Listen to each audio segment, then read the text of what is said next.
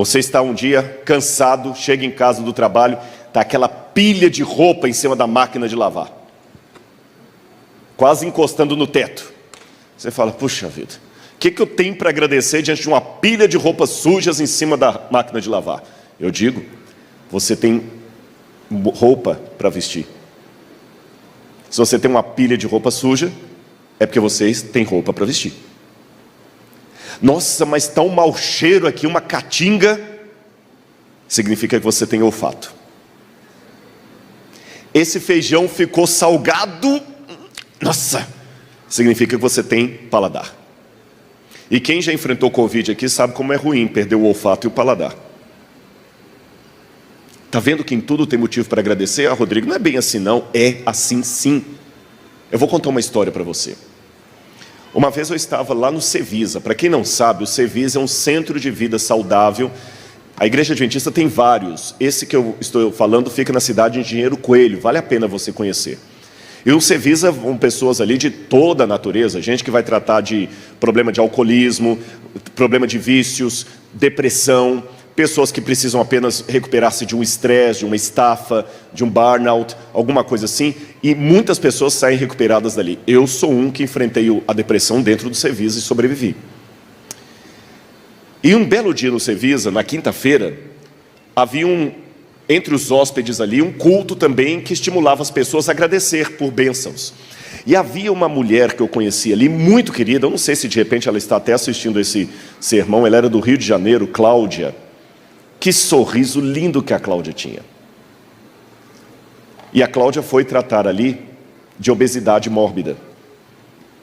Mas pensa numa pessoa carismática, era a Cláudia. E quando eu estava ali, ela estava andando com um andador. E na amizade que eu fiz com ela, eu falei, Cláudia, eu sempre estimulando, hoje você vai participar do culto com a gente, porque ela tinha dificuldade de subir a rampa. Quem conhece o serviço sabe onde estou falando, tem uma rampa ali. E ela falou, eu vou sim. E ela foi devagar, chegou atrasada, falou, eu consegui. Falei, ótimo. A hora que cada um foi pegar o microfone, eu estava dirigindo a reunião, ela quis falar também, e o pessoal já veio ajudá-la a levantar. Eu falei, não ajuda, ela vai conseguir. E ela pegou e com força, levantou no andador, pegou o microfone, e emocionada, chorando, ela falou o seguinte, eu quero agradecer porque eu consegui levantar sozinha no andador. Quando eu cheguei aqui, eu cheguei na cadeira de rodas. E eu quero agradecer porque eu já estou conseguindo andar com o andador. Ah, eu esqueci de deixar uma coisa clara. A pessoa tinha que agradecer e fazer um projeto de vida para o próximo ano. Você consegue em casa imaginar qual que era o projeto? Bom, agradecimento eu já falei, a Cláudia agradeceu porque ela estava conseguindo andar sozinha. Mas sabe qual que era o projeto de vida dela para o ano seguinte? Consegue imaginar em casa? O que você pediria? Sabe qual foi o projeto de vida da Cláudia? Chorando, ela falou o seguinte, eu quero agradecer, emocionada. O meu próximo projeto de vida é conseguir ir ao banheiro e me limpar sozinha. Queridos, eu estou num púlpito. E não quero perder a reverência pelo púlpito, mas permitam-me dar um exemplo politicamente incorreto. Aquele momento, aquela mulher que foi a pastora e pregou para mim. Porque quando você está no púlpito, você é o pregador. Mas muitas vezes quando você desce, o pregador é o outro. Eu nunca pude imaginar, esse é o que eu vou dizer para vocês, que eu deveria ser grato porque fui ao banheiro e me limpei sozinho. Porque ela precisava de um sobrinho para ajudá-la a fazer aquilo. Então sabe o que eu deduzo? Que se eu entendesse, e você que está me assistindo agora, se você entendesse que as coisas que você tem normalmente na sua vida é o ardente desejo de milhões de pessoas ao redor do mundo, você reclamaria menos da vida. Você está conseguindo me acompanhar? Você é rico e não sabe. Mesmo que você perder um ente querido, o seu pai que você tanto ama, morreu de Covid, você tem o direito de chorar. Mas mesmo no velório você pode ser grato. Eu lembro de uma coisa, Elane, que sua mãe me falou quando seu pai faleceu. A gratidão por ter sido esposa dele. Pode acreditar. Eu estou falando isso para a Alane porque é alguém que eu conheço. Trabalhei com o pai dela no NASP. A dor da perda do seu pai é o que muito órfão de pai vivo gostaria de ter agora. Alguém por quem chorar e sentir saudade. E se você é alguém que também tem um pai que não é um exemplo de vida para você, mesmo assim você tem o que agradecer. Você sobreviveu à criação ruim que você teve. Tudo na vida você tem um motivo para agradecer. É por isso que o céu é um lugar de louvor e agradecimento, mesmo com João chorando. Não é sadismo da parte de Deus, é lição emocional, espiritual, psicológica. Você tem que louvar em meio da dor. E vou mais além. Ao louvar em meio à dor, você confunde o inimigo das almas. Eu quero contar uma coisa para você que está em casa.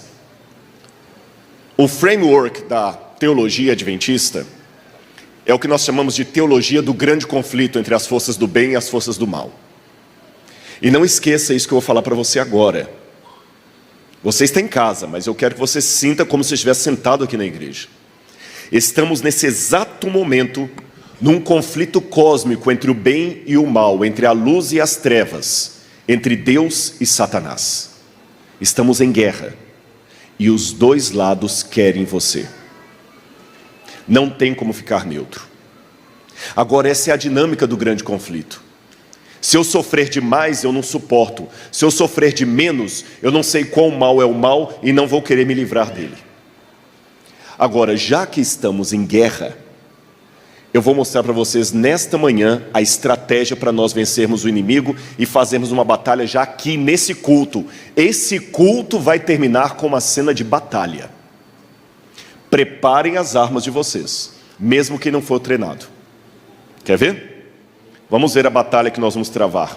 Segundo Crônicas, capítulo 20.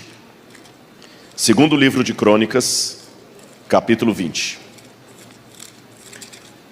É o estudo de caso que eu quero nesta manhã com vocês. Segundo Crônicas, capítulo 20, na minha tradução diz assim: depois disto, os filhos de Moabe e os filhos de Amon, com alguns dos meunitas, vieram para fazer guerra contra Josafá. E vieram alguns que avisaram Josafá, dizendo: uma grande multidão está vindo contra Judá do outro lado do Mar Morto, da Síria. Eis que eles já estão em Hazazon Tamar, que é o En-Gedi. Fica com a Bíblia aberta. Meus irmãos, eu conheço essa região muito bem aqui. Se a multidão, o exército que estava vindo contra Jerusalém já estava no En-Gedi, é uma distância mais ou menos daqui a Sumaré. Não é longe. Estava chegando. E eu acho que nem os mais idosos que estão aqui não enfrentaram uma guerra, porque o Brasil, apesar de todos os problemas que nós temos com violência, tráfico de drogas, nós não tivemos uma guerra em território nacional. A última guerra que o Brasil participou oficialmente foi a Segunda Guerra Mundial, e o conflito não foi aqui, foi na Itália. Concordam comigo? Mas pode ser que alguém aqui, excepcionalmente, como missionário, já esteve servindo num país de guerra. Eu já estive próximo de guerra. Eu já estive numa situação que eu estava escavando na fronteira de Israel com o Líbano e vi caças passando em cima da cabeça e bombardeando uma cidade no Líbano. Eu tenho esse vídeo no meu celular gravado. Eu filmei a explosão do bombardeio lá. Tive outra situação de ser evacuado de Israel por causa de uma guerra, de uma iminente guerra de Israel com a Síria, por causa de um soldado que foi pego lá pelos terroristas. Já vi em Jerusalém foguetes sendo lançados da faixa de Gaza e vindo assim, e aquele morteiro que pega lá no ar assim. É interessante que o barulho de uma bomba explodindo não é como eu imaginava num filme, aquela coisa pá, pá. Não, é um barulho abafado. Bum. E sabe o que é isso? Bum. E você saber que estão bombardeando uma cidade a 20 quilômetros de onde você está? Eu ouvi esse barulho. Irmãos, foi só essa experiência, o mais próximo que eu cheguei de uma guerra. Mas eu confesso para vocês, pastor Edson, eu fiquei com medo. Dá medo. Imagine então que é uma guerra assim, sem tréguas. Como na Segunda Guerra Mundial. Você chegar no seu bairro e descobrir que seu bairro não existe, porque os inimigos bombardearam, mataram sua família toda, mataram seu cachorrinho de estimação, seu vizinho, sua vizinha, só sobrou você e um monte de órfãos. Ou você e um monte de viúvas. Eles estavam em guerra. Agora imagina se nós estivesse aqui no NASP, em Hortolândia, mas diferente do que nós estamos falando aqui, não é uma troca de diretores. Vocês estavam com um exército se aproximando aqui, para botar fogo na igreja, destruir todo mundo, dá medo. E eles já estavam ali em Sumaré. A Bíblia diz, verso 3, então Josafá teve medo, e é normal ter medo. Não queira bancar o super-herói, o super-homem. Dá vontade de ter medo. Eu não tenho vergonha de falar quando eu estou com medo. Dá medo. É normal ter medo. A questão é o que você faz com o medo. Josafá podia ter feito como muitas pessoas com medo por aí. Olha, porque nós temos um problema histórico aqui, eu vou falar com vocês qual é. Quando a gente estuda em arqueologia, esse período onde teve essa guerra, a gente chama em arqueologia de período do ferro. Mas Israel Judá estava muitos anos sem luta, sem guerra, então eles estavam desguarnecidos. Judá tinha armas do período do bronze, muito antigas. Traduzindo em linguagem mais simples, eu vou falar com você o que é. Quando eu digo que eles estavam no período do ferro, mas Judá tinha armas do período do bronze, é como se eu dissesse que alguém está vindo com metralhadoras, AK-42, e nós só temos facas e espadas. Dá medo ou não dá? Judá teve medo. E o que você faz com o medo? Você vai para a internet e começa a criticar? Começa a procurar quem é o culpado? Olha, nós estamos sem exército por quê? Cadê o general que não treinou os soldados? Era responsabilidade sua. Não. Sabe como Josafá venceu o medo? Ele chamou o povo para orar e jejuar. Olha aqui. Então Josafá teve medo e decidiu buscar o Senhor e proclamou um jejum em todo Judá. Reúna a comissão da escola, reúna a comissão da igreja, proclame um jejum. Façamos isto. E quando nós proclamarmos o jejum, coloca oração. E Josafá começou então. E reuniu todo o povo no pátio do templo. Vamos reunir toda a comunidade no pátio do Iaspe. E ele começou. Verso 5. Josafá pôs-se em pé na congregação do Senhor e de Jerusalém, na casa do Senhor, diante do pátio novo, e disse: ó Senhor Deus de nossos pais, não és tu, Senhor, nos céus? Não és tu o que dominas sobre todos os reinos dos povos? É uma oração linda de Josafá. Agora, meus irmãos, deixa eu parar um pouco aqui. Imagina o Cid Moreira recitando essa oração, com a voz de frequência modulada. Ó Senhor, Senhor nosso, não és tu que dominas sobre todos os reinos e povos? É bonito para ouvir, não é? Mas não foi assim que Josafá orou. Sabe por quê? Ele estava com medo. E quando você está com medo, não dá para fazer voz de frequência modulada. Irmãos, por favor, atentem ao que eu estou falando para vocês. Isto aqui não é coisa que eu li em livros, eu estou contando a minha autobiografia para vocês. Eu já tive momentos de tanta angústia na minha vida, que eu queria falar e a voz não vinha, só vinha soluço e choro. E você tenta, por mais que você seja um cantor gospel famoso, Lineu, você desafina.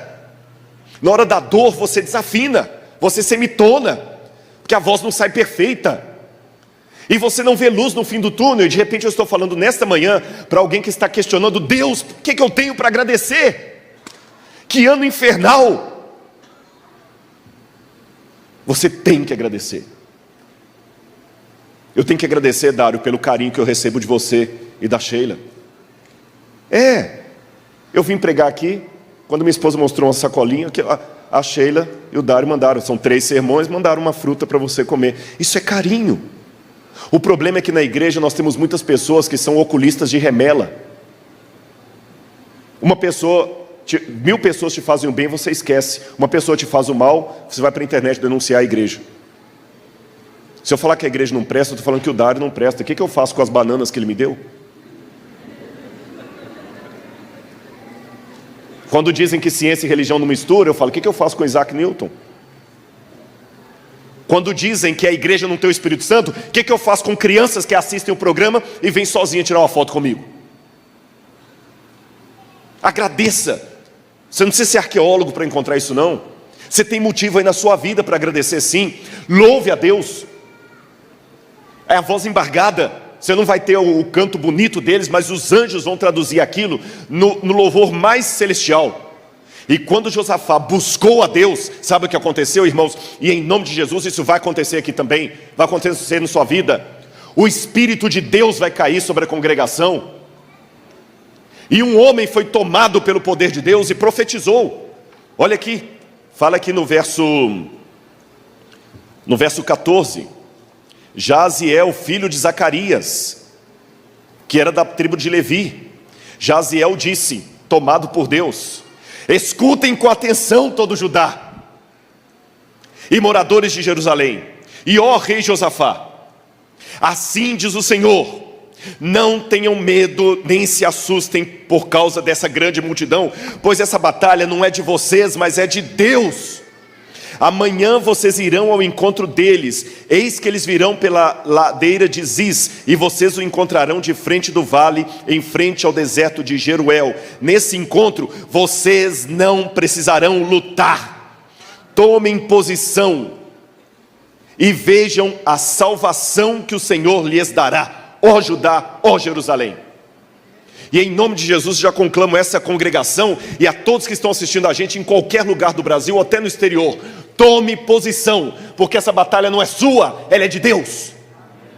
Eu sei que dá vontade de revidar.